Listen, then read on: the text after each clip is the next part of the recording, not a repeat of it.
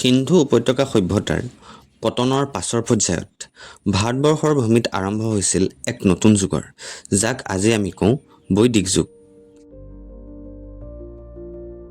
বৈদিক যুগ সাধাৰণতে খ্ৰীষ্টপূৰ্ব প্ৰায় 1500 চনৰ পৰা 600 খ্ৰীষ্টপূৰ্বলৈকে বিস্তৃত আছিল বুলি বহু ইতিহাসবিদে ধাৰণা কৰে। এই যুগটো মূলতঃ দুটা ভাগত বিভক্ত কৰা হয়: প্ৰাচীন বৈদিক যুগ আৰু পৰৱৰ্তী বৈদিক যুগ। এই সময়ছোৱাত ভাৰতীয় সভ্যতাৰ ভেটি স্থাপন হৈছিল। ধৰ্ম, সমাজ, ৰাজনীতি, শিক্ষা সকলোৰে আৰম্ভণি হৈছিল এই সময়তে। বৈদিক যুগৰ আৰম্ভণি আৰ্যসকলৰ আগমনৰ সৈতে সম্পৰ্কিত বুলি ধাৰণা কৰা হয়। আৰ্য শব্দৰ অৰ্থ হৈছে উত্তম বা সৎ ব্যক্তি। কিছুমান ইতিহাসবিদে বিশ্বাস কৰে যে এই আৰ্যসকল মধ্য এছিয়াৰ পৰা ভাৰতলৈ আহিছিল।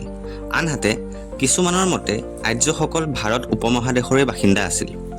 এই বিতৰ্ক আজিও সম্পূৰ্ণভাৱে সমাধান হোৱা নাই। আৰ্যসকলে প্ৰথমে বাস কৰিছিল পঞ্জাৱ অঞ্চলত, যাক সেই সময়ত কোৱা হৈছিল সপ্ত সিন্ধু, অৰ্থাৎ 7খন নদীৰ দেশ। বৈদিক যুগৰ আটাইতকৈ প্ৰাচীন আৰু গুৰুত্বপূৰ্ণ গ্ৰন্থ হৈছে ঋগ্বেদ। এই ঋগ্বেদ হৈছে বিশ্বৰ আটাইতকৈ প্ৰাচীন ধৰ্মীয় গ্ৰন্থসমূহৰ ভিতৰত অন্যতম। ইয়াত 10টা মণ্ডল আৰু প্ৰায় 1028টা সূক্ত আছে। এই সূক্তসমূহত আৰ্যসকলে প্ৰকৃতিৰ শক্তিসমূহক উপাসনা কৰিছিল। তেওঁলোকে মূলতঃ সূৰ্য, বায়ু, অগ্নি, বৰষুণ এইবোৰক দেৱতা হিচাপে মানিছিল। বৈদিক যুগৰ লোকসকলে একেশ্বৰবাদ নহয়, বৰঞ্চ বহু দেৱতাৰ উপাসনা কৰিছিল। তেওঁলোকে ইন্দ্ৰ, অগ্নি, বৰুণ, সূৰ্য আদিক উপাসনা কৰিছিল আৰু ইন্দ্ৰক আটাইতকৈ শক্তিশালী দেৱতা বুলি ধৰা হৈছিল। লগতে যজ্ঞ আৰু মন্ত্ৰৰ জৰিয়তে দেৱতাসকলক সন্তুষ্ট কৰা হৈছিল। বৈদিক সমাজত যজ্ঞৰ গুৰুত্ব যথেষ্ট আছিল। ইয়াৰ জৰিয়তে দেৱতাসকল সন্তুষ্ট হয় বুলি আৰ্যসকলে বিশ্বাস কৰিছিল। ব্ৰাহ্মণসকলে যজ্ঞ পৰিচালনা কৰিছিল আৰু মন্ত্ৰপাঠ কৰা হৈছিল ছন্দ আৰু এক নিৰ্দিষ্ট সুৰত। মুঠতে যজ্ঞ আছিল সেই সময়ৰ ধৰ্মীয় সমাজখনৰ মূল কেন্দ্ৰবিন্দু। প্ৰাচীন বৈদিক যুগৰ সমাজ যথেষ্ট সৰল আছিল।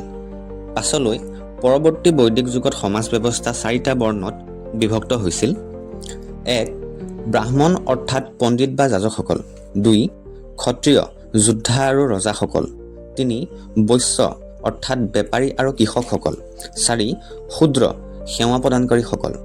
এই ব্যৱস্থাই পাছলৈ বৰ্ণ ব্যৱস্থাৰ ৰূপ লৈছিল। প্ৰাচীন সময়ত ই জন্মৰ ওপৰত নিৰ্ভৰশীল নাছিল, কৰ্মৰ ওপৰত নিৰ্ভৰ কৰিছিল। সেই সময়ত শিক্ষা আছিল মৌখিক পদ্ধতিৰ। গুৰুৰ আশ্ৰমত শিষ্যসকলে বাস কৰি শিক্ষা গ্ৰহণ কৰিছিল। এই ব্যৱস্থাক কোৱা হৈছিল গুৰুকুল প্ৰথা। ছাত্ৰসকলে শিকিছিল বেদ, মন্ত্ৰ, যুদ্ধবিদ্যা আৰু নৈতিকতা। এই সময়ৰ শিক্ষা আছিল শৃংখলাবদ্ধ আৰু আধ্যাত্মিক। প্ৰাচীন বৈদিক যুগত মূল জীৱিকা আছিল পশুপালন। গৰু আছিল সম্পত্তিৰ প্ৰধান মাপকাঠি।